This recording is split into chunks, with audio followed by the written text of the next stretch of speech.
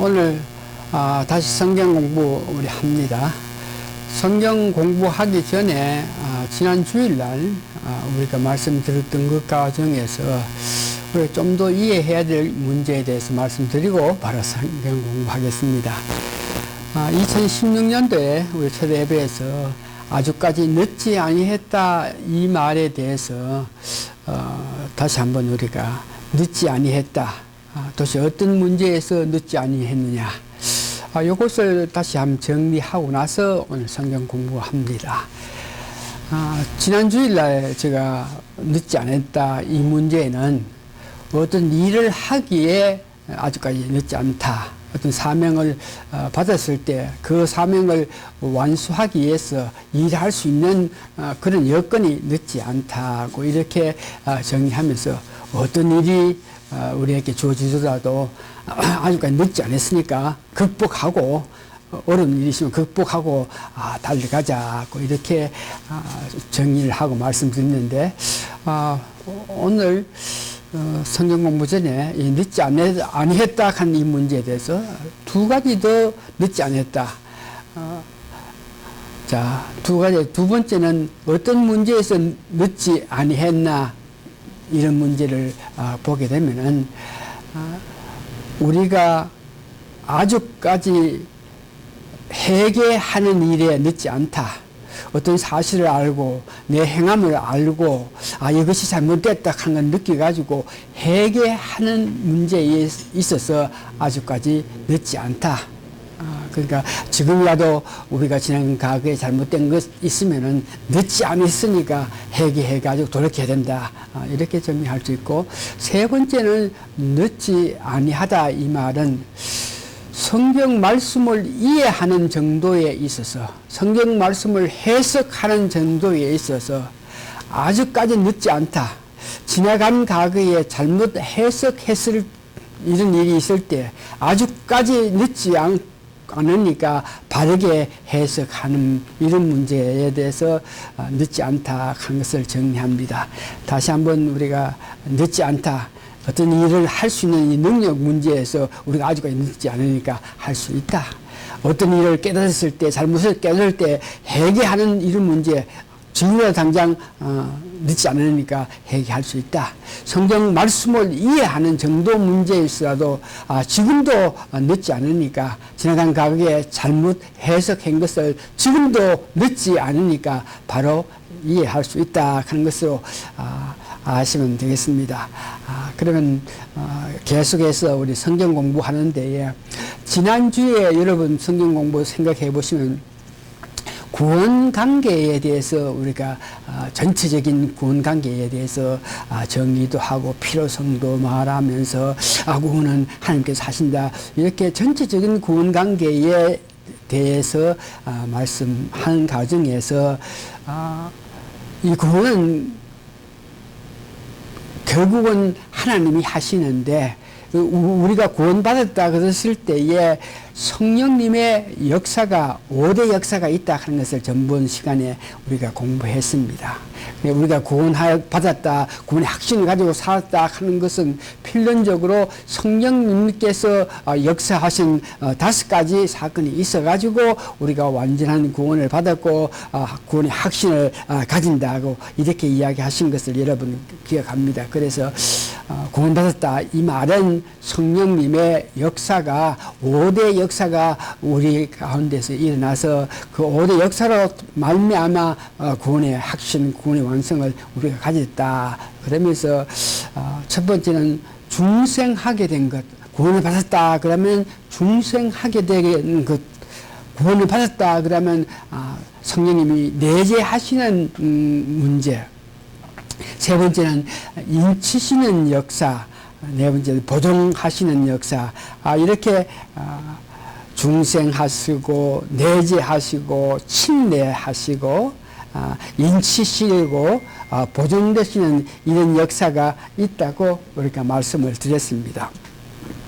그러면 본문에 이제 오늘 중생케 하는 역사에 관해서 성령님께서 중생케 하시는 역사 공부를 하는데 이 구원받았다 하면 성령님 은혜로 중생케 되는데 이 중생했다 한 말을 성경에 보면 씻으심을 받았다고도 하고 성경에 보면 새롭게도 하심하게 하셨다고 하고 함께 살리셨다 이 말이 전부 다 중생했다 하는 것입니다. 다시 말해서 중생에 대한 정리를 하기 전에 중생이라고도 하고 어떤 성경 구절에는 씻으심을 받았다고도 하고 어떤 성경 구절에는 새롭게 하심을 받았다고 하고 함께 살리셨다고 말하는데 이 모든 것이 중생했다는 말을 표현하는 것입니다.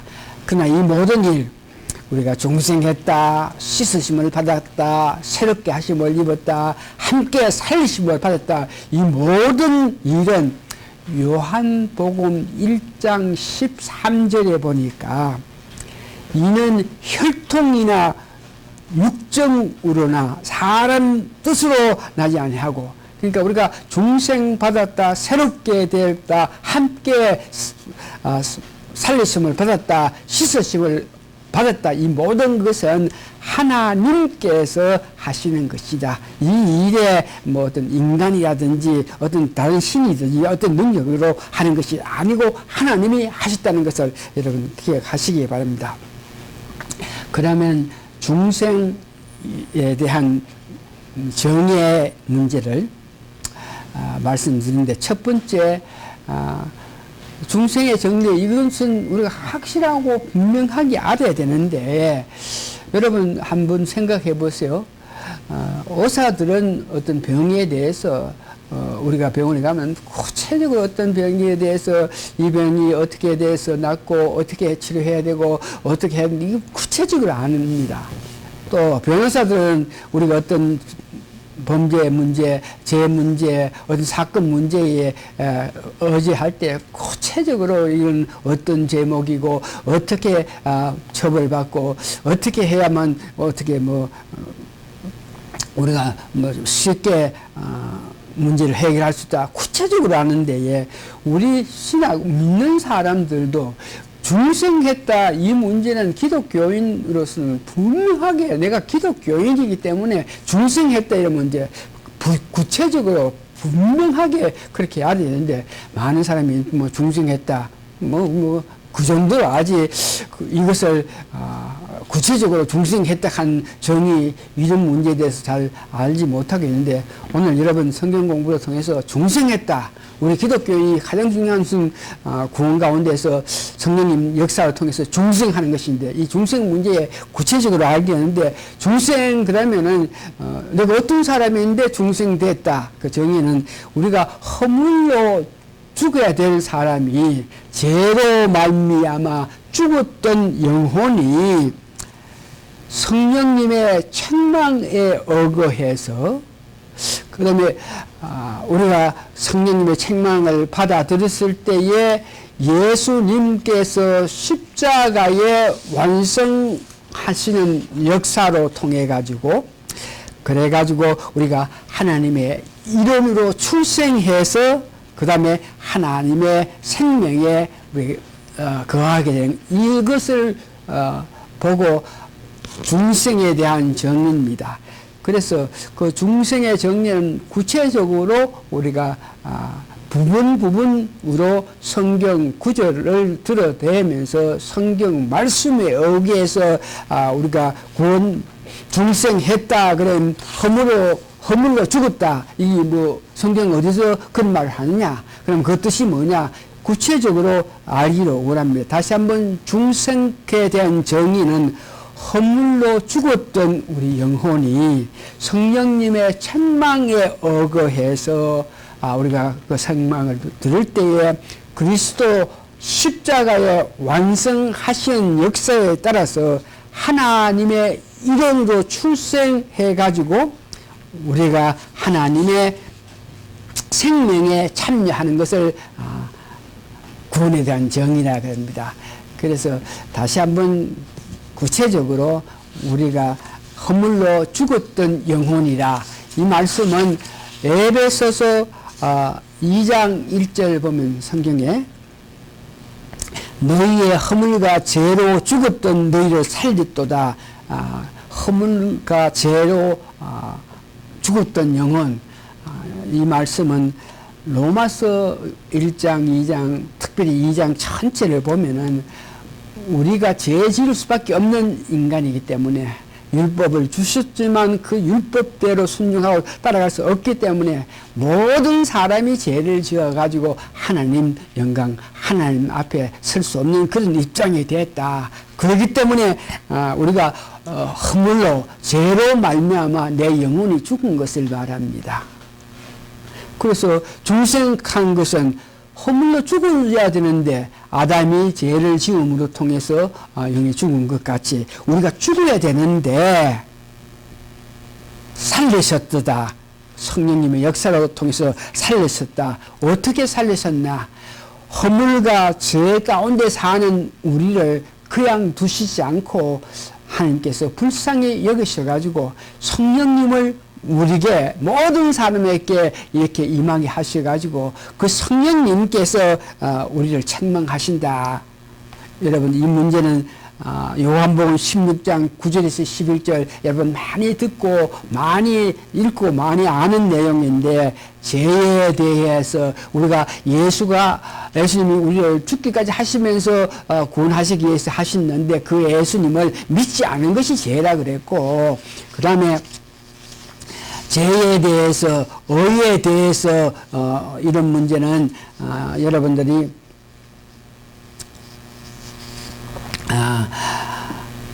의에 예수님이 십자가에 죽으실 때에 하나님 성전에 가셔가지고 우리가 죄를 지으면은 구약에는 짐승으로 통해서 짐승의 피로 통해서 제사함을 받는 데에 의에 대하여 이만 예수님 자신 육체가 직접 우리를 위해서 피 흘려서 가지고 하나님 성전에 가서 우리를 위해서 피 흘렸다 하는 것을 이야기합니다.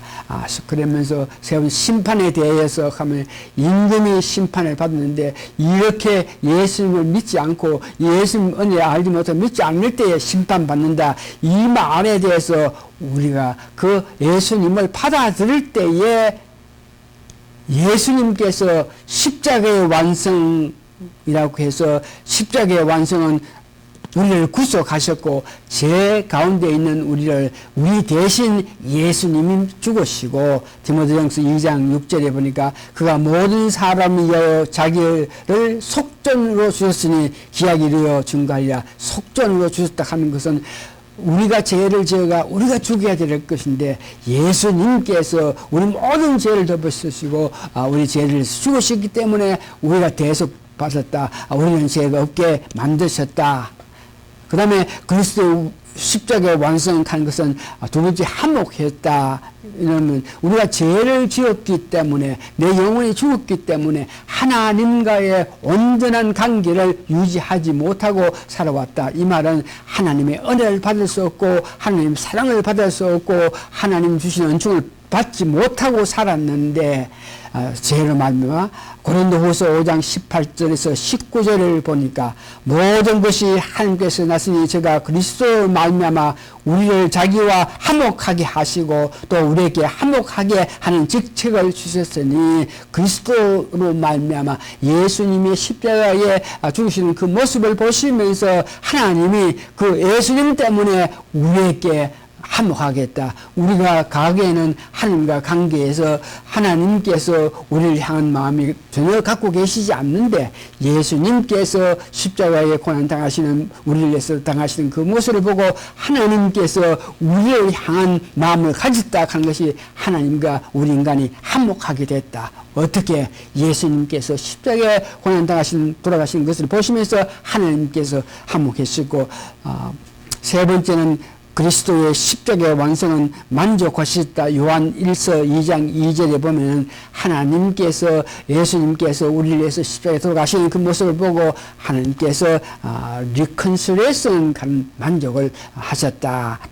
이렇게 함으로 통해서 하나님의 일원으로 출생했다. 이름이 됐다 하는 것은 에베소서 2장 19절에 보니까 그러므로 이제부터 너희가 외인도 아니요 손도 아니요 오직 성도들과 동일한 시민이여 하나님의 건설이라.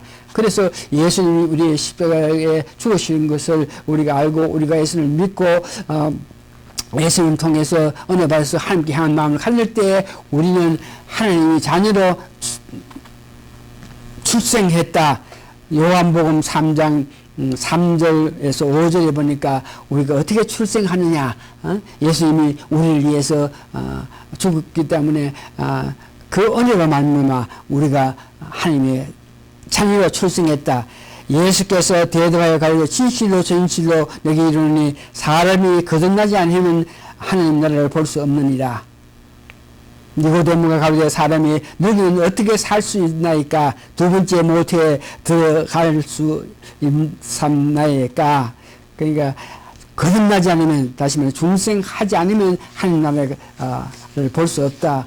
이렇게 이야기할 때에 이스라엘 선생하는 니고데모가 어떻게 그를 이르나 물었을 때 예수님께서 대답하시되 진실로 진실로 내게 이르노니 사람이 물과 성령을 나지 않으면 하나님 나라에 들어갈 수 없느니라. 물과 성령, 물 즉 성령의 역사로 말미암아 우리가 하나님의 나라에 들어간다. 하나님의 자녀로 태어난다 하는 것입니다.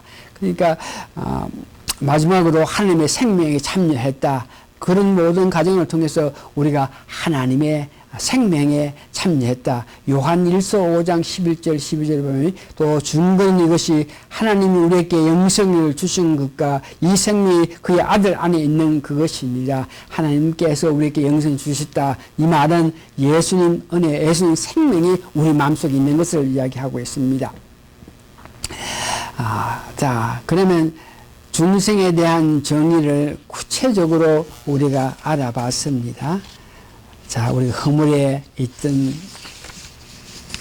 허물로 말미암아 죽어야 할 우리들이 성령님의 역사로 말미암아 예수님께서 행하신 것을 깨닫고 예수님을 우리 구세주로 받아들일 때에 그 예수님은 우리를 위해서 죽기까지 하셨고 그 예수님은 또 나아가서 우리를 하나님과 관계에서 화목하게 할 수 있게끔 십자가의 고난을 통해서 화목하셨고 예수님 십자가의 고난 당하신 것을 보시면서 하나님께서 만족하신 결과 우리는 하나님의 일원으로 출생됐고 일원으로 출생되었기 때문에 하나님의 생명에 참여한 자가 됐다고 그랬습니다. 그러면 이제 오늘 두 번째 크게 그러면 중생했을 때 그 결과는 그리스도로 통해서 우리가 생명을 받았고 중생했다 이는 예수님으로 통해서 우리가 생명을 받았다. 그래 예수님을 믿음으로 통해서 생명을 받았다.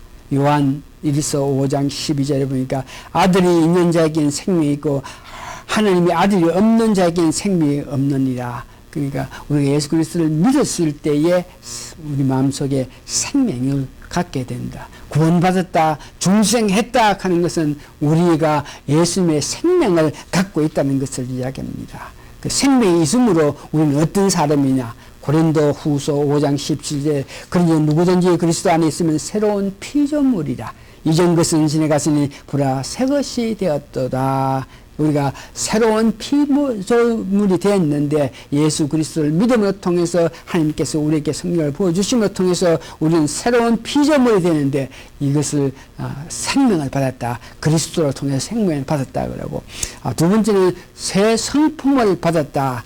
요한 1서 3장 9절 새 성품을 받았다 하는 것은 하나님의 씨, 하나님의 요한일서 3장 9절에 보면 하나님께서 난 자마다 죄를 짓지 아니하는 이는 하나님의 씨가 그의 속에 거하며 저도 범치 못한 것은 하나님께서 낳습니다.